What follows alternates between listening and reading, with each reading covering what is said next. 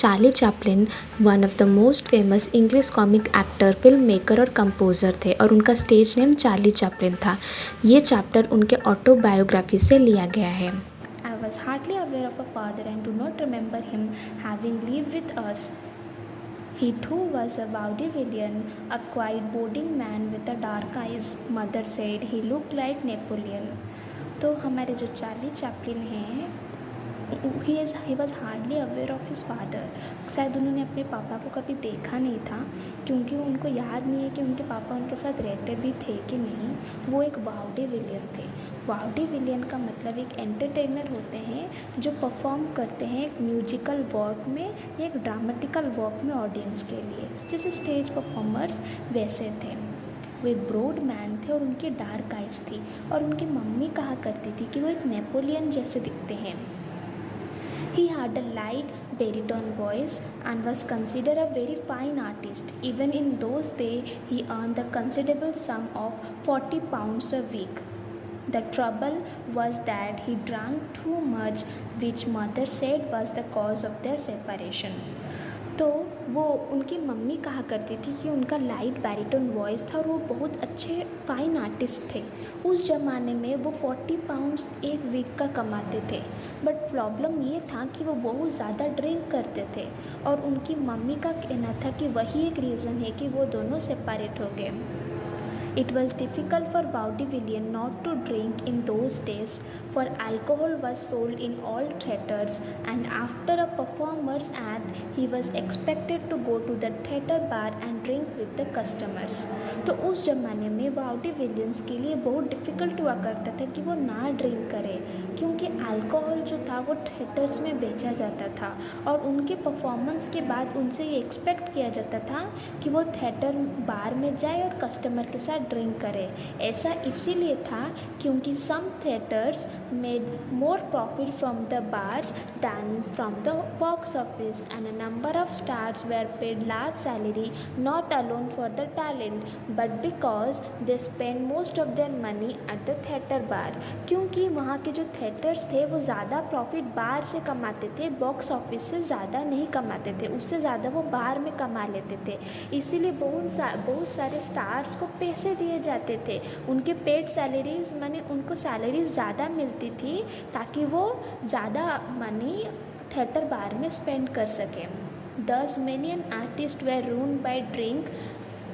My father was one of them. इसीलिए बहुत सारे आर्टिस्ट जो थे उनका ज़िंदगी बर्बाद हो जाता था इस लत के कारण, और उनके पापा भी उनमें से एक थे। He died of alcoholic excess at the age of 37 की उम्र में वो ज़्यादा अल्कोहल की वजह से मर गए। Mother would tell stories about him with humour and sadness. He had a bad temper while drinking, and during one of his tantrum she ran off baritone with some friends, and in answer to his frantic telegram, "What are you up to?" answer at once, she wired back, "Balls, party and picnic darling." तो उनकी mummy's उनके बारे में बहुत सारे stories बोला करती थी, कुछ ह्यूमर यानी मजाक वाला और कुछ सैडनेस वाला था। उनके पापा जो थे एक वायलेंट, जब वो पीते थे तो उनका टेम्पर जो था शायद वो ज़्यादा वायलेंट हो जाते थे, शायद वो ज़्यादा झगड़ा करने लग जाते थे या चिल्लाने लग जाते थे। तो उनके एक टैंट्रम में उनकी मम्मी जो थी she ran off to baritone with some friend. उनकी मम्मी एक बार अब उनके दोस्तों के साथ कहीं चली गई, और जब उनको फ़ोन किया गया तो वो बोली ball parties and picnic darling. उन्होंने अपने हस्बैंड को ऐसा कहा। तो उनकी मम्मी जो थी उनके पापा के बारे में बहुत सारी स्टोरीज़ बोला करती थी।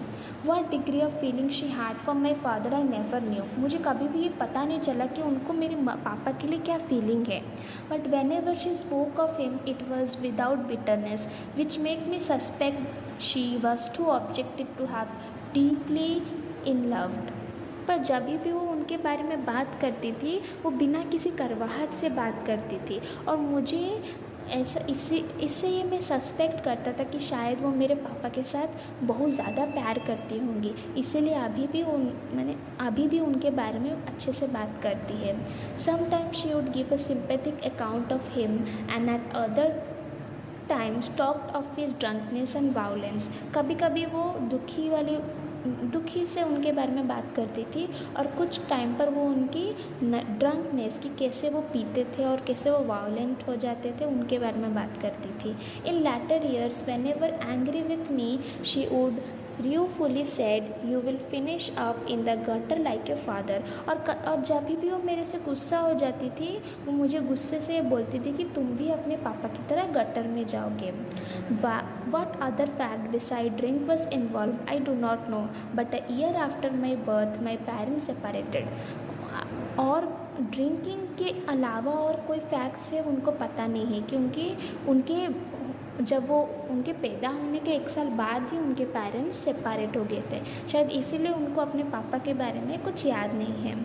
Mother do not seek alimony, being a star in her own right, earning £25 a week, she was well able to support herself and her children.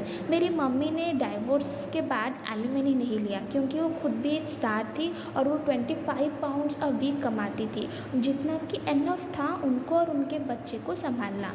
Only when ill fortune befell her did she seek relief, otherwise she would never have taken legal step. Only when ill fortune, जब कोई दुर्घटना की वजह से उन्होंने relief लिया था, नहीं तो वो कभी भी कोई लीगल स्टेप नहीं लेती। She had been having troubles with her voice, it was never strong and the slightest cold brought on laryngitis which lasted for a week, but she was obliged to keep walking. तो उनके voice में बहुत ज़्यादा trouble आने लगे और वो बहुत ज़्यादा, वो जो प्रॉब्लम था वो बढ़ने लगा, और थोड़ा सा कोल्ड आता कि उनको बहुत ज़्यादा ट्रबल फेस होने लगा उनके थ्रोट में, उनके गले में, और वो वीक्स तक रहता। But she was obliged to keep walking, फिर भी वो काम करती रही, और उनका जो वो वॉइस था वो बहुत ज़्यादा बद से बदतर चला गया, so that her voice grew possessively worse. She could not rely on it. In the middle of singing, it would crack or suddenly disappear into a whisper, and the audience would laugh and started booing. और ये उनका जो voice का problem इतना worst होता गया कि कभी कभी गाना गाने के बीच में ही उनका वॉइस जो था वो क्रैक हो जाता और विस्पर में चेंज हो जाता वो, और उनको उनका ये सिचुएशन देख के लोग जो हैं ऑडियंस उनको हंसने लगती और बूइंग करने लगती, मैंने उनको चिढ़ाने लग जाती, डिसअप्रोप्रिएट साउंड निकालती, मजाक उड़ाती। As a consequences a theatrical engagement fell off until they were practically nil, और इसके वजह से उनका जो थिएटरिकल परफॉर्मेंस था उनका वो जो था धीरे धीरे कम होने लगा, और एक समय ऐसा आया कि पूरा नील ही हो गया। It was owing to her vocal condition that at the age of 5 I made my first appearance on the stage. उनका वोकल कंडीशन की वजह से ही जब मैं 5 साल का था तो मैंने अपने स्टेज पर अपना पहला अपीयरेंस किया था। Mother usually bought me to the theatre at night in performance to leaving me alone in the rented room. Mummy मेरे को जब वो थिएटर में परफॉर्म करने के लिए आती थी वो मेरे को अपने साथ ही लेकर आती थी और मेरे को रेंटल रूम में रख देती थी। She was playing the canteen at the shot at the time, a greatly mean theatre catering mostly to soldiers. तो वो आज जो थी एक कैंटीन में परफॉर्म कर रही थी जहाँ पर ज़्यादातर लोग जो हैं वो सोल्जर्स हैं। They were a rowdy lot and wanted little excuse to derive and ridicule. To performer at the shot was a peak of terror. तो वो जो लोग थे वो क्या थे, वो थोड़ा सा क्योंकि वो सोल्जर्स है तो थोड़ा एंटरटेनमेंट के लिए वो ये सारा प्रोग्राम रखा गया था। I remember starting in the wings when mother's voice crack and went into whisper. मैं अभी भी मेरे को याद है मैं कहीं खड़ा था और मेरी मम्मी का वॉइस जो था वो क्रैक हो गया और पूरा विस्पर में चेंज हो गया।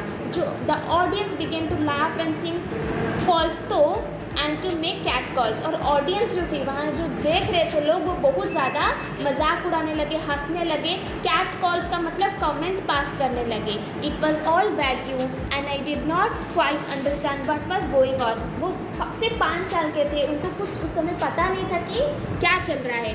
But the noise was increase, बार बार जो नॉइज़ था ऑडियंस की तरफ से वो नॉइज़ इंक्रीज हो गया until my mother was obliged to walk off the stage. जब तक मेरी मम्मी स्टेज से उतरी नहीं तब तक वो लोग चिल्लाने लगे audience.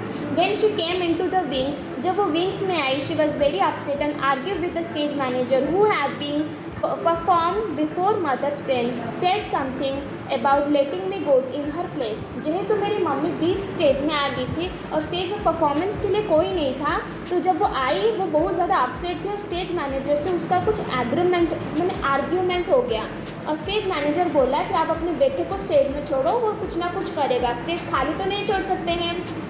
And in the turmoil, I remember him leading me by the hand and a few of explanatory words to the audience, leaving me on the stage alone. और उसके बाद उन्होंने मेरा हाथ पकड़ा और मेरे को स्टेज पर अकेला छोड़कर वो साइड में खड़ी हो गई. And before a glare of footlight and face in smoke, I started to sing, accompanied by the orchestra, which fiddled about until it found my keys. It was a well-known song called Jack Jones. और मैं stage पर था और मेरे ऊपर flash light गिरता है और मैं गाने लग जाता हूँ ऑर्केस्ट्रा के साथ. पीछे म्यूज़िक बज रहा था, मैं गाने लग जाता हूँ. गाने का जो था वो एक वेल नोन सॉन्ग था called Jack Jones. Half way through a shower of money, क्योंकि वो 5 साल के छोटे से क्यूट से बच्चे थे और वो अपने बेबी वॉइस में गा रहे थे. जब वो गाने लगे half way through a shower of money pour on the stage, लोग इतना वो हो गए और लोग ना स्टेज पर पैसे फेंकने लगे. Immediately I stop and announce that I would pick up the money first and sing afterwards. वो उस समय बच्चे थे और वो बोलने लगे मैं पहले पैसे उठा लूँ फिर मैं गा लूँगा. वो ऐसा अपने बेबी वॉइस में बोले. And this cause more laughter, और जैसे ही वो ऐसा बोलते हैं लोग और भी ज़्यादा हंसने लगते हैं. The stage manager come on with a handkerchief and help me to gather it. Stage manager थे वो अपने हैंकरचीफ लेकर आए और मेरी मदद करने लगे पैसे उठाने में.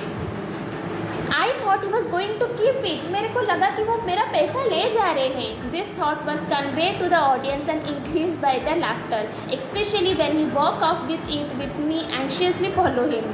और ऐसा जब मेरे को लगा कि वो मेरा पैसा ले जा रहे हैं और ऐसा जब ऑडियंस को भी दिख रहा था ये सब, और वो और भी ज़्यादा हंसने लगी मेरी हरकतें देखकर. फिर not until he handle it to mother did I return and continue to sing. मैंने वो जो मैनेजर थे वो हैंकरचीफ लेके गए और मैं उनके पीछे पीछे जा रहा था. मैं तब तक उनके पीछे पीछे गया जब तक वो मेरी मम्मी को पैसा ना दे दिए. I was quite at home. I talked to the audience.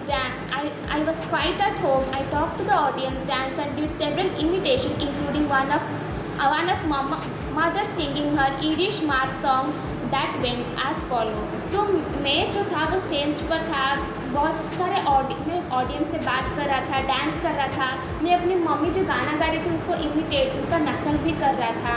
और वो सॉन्ग कुछ इस तरह था. And in repeating the chorus in all innocent, I imitated mother's voice cracking and was surprised at the impact it on audience. जेहेतु मैं अपनी mummy को कॉपी कर रहा था, मैं सारा कोरस गा रहा था और मैंने मेरी मम्मी का जो वॉइस क्रैक हुआ मैंने उसको भी नकल करने लगा. और जैसे ही मैंने नकल किया ऑडियंस जो थी वो और भी ज़्यादा हंसने लगी. पूरा हंस के पूरा वो अपनी मम्मा का जो वॉइस क्रैक करके जो विसल वाला उन्होंने वो भी नकल किया. इमेजिन एक 5 साल का बच्चा ये सब कर रहा है, कितना क्यूट मूवमेंट होगा. ऑडियंस बहुत ज़्यादा पागल हो गई थी. There were laughter and cheers and more money throwing, और भी ज़्यादा पैसे फेंकने लगी. And when mother come to stage to carry me off her presence evoke tributes approach. That night was first appearance of the stage and mother's last. तो उस समय जब मम्मी आई तो सब लोग पूरा तालियां मारने लगे. और वो जो स्टेज था मेरा लाइफ का पहला स्टेज परफॉर्मेंस था और मेरी मम्मी का लास्ट स्टेज परफॉर्मेंस था. When the fate deal in human destiny, they heed neither pity nor justice. Thus they did with mother. She never regained her voice. As autumn turned to winter, so our circumstances turned from bad to worse. उस दिन के बाद से मेरी mummy जो थी उनको अपना वॉइस कभी नहीं मिला.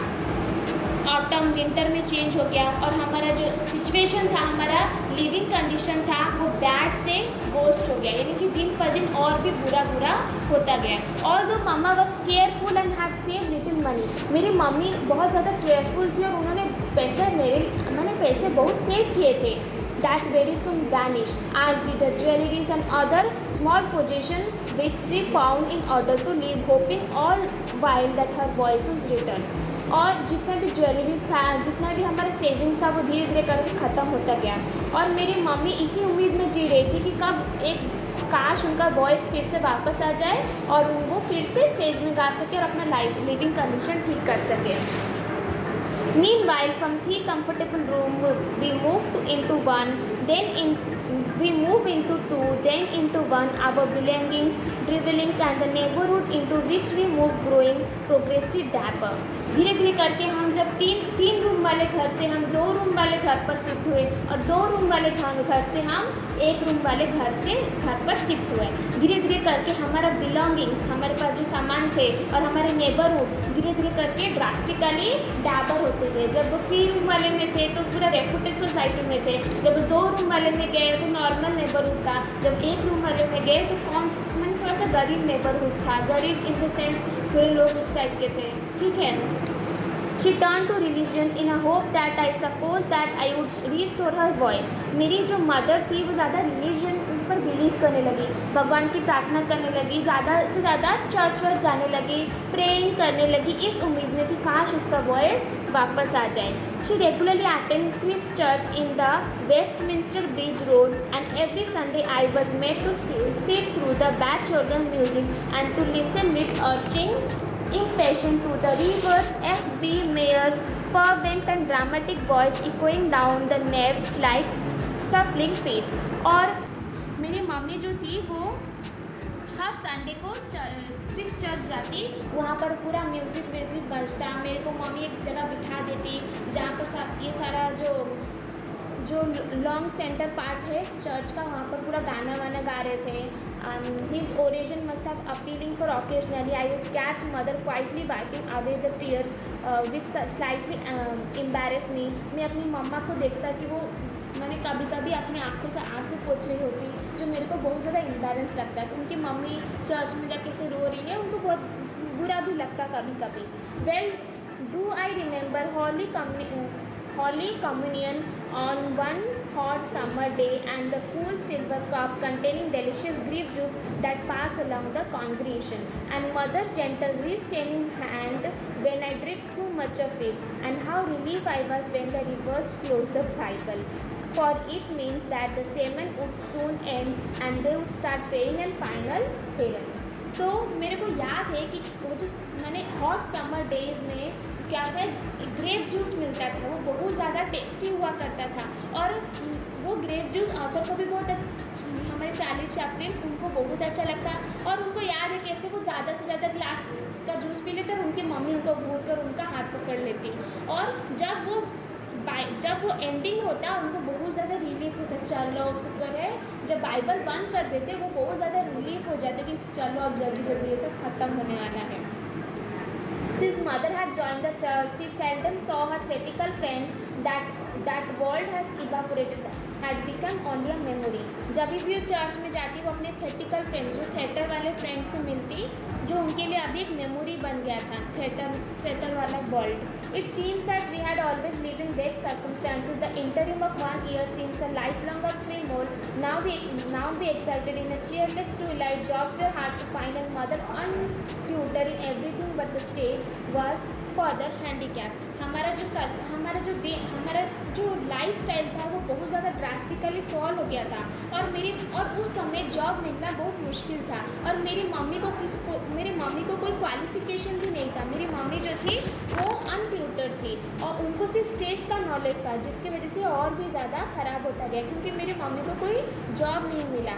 She was small deck and sensitive, fighting against the terrific odds in the Victorian era in which wealth and poverty were extreme, and the poorest class women who had little choice but to do the manual work or to be drudges of sweet shop.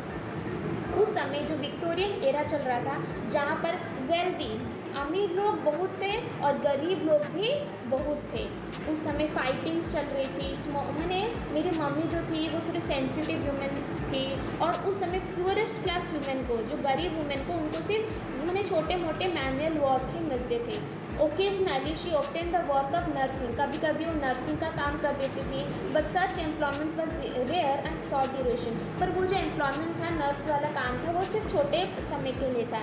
नेदरलैंडली she was resourceful, having made her own theatrical costume, she was expert with her needle and able to earn a few shilling dressmaking for the members of church, but it was barely enough to support us। पर मेरी mummy जो थी बहुत ज़्यादा resourceful थी, उन्होंने खुद का मैंने उनको नीडल्स मैंने सुई धागा वाला जो सिलाई में बहुत अच्छी थी, इसलिए खुद का वो थिएट्रिकल कॉस्ट्यूम बनाती और चर्च मेंबर के लिए भी वो ड्रेस मेकिंग करती, पर वो भी इतना इनफ नहीं था उनके सर्वाइवल के लिए। That was barely enough to support us, उनको सपोर्ट करने के लिए वो इतना इनफ नहीं था।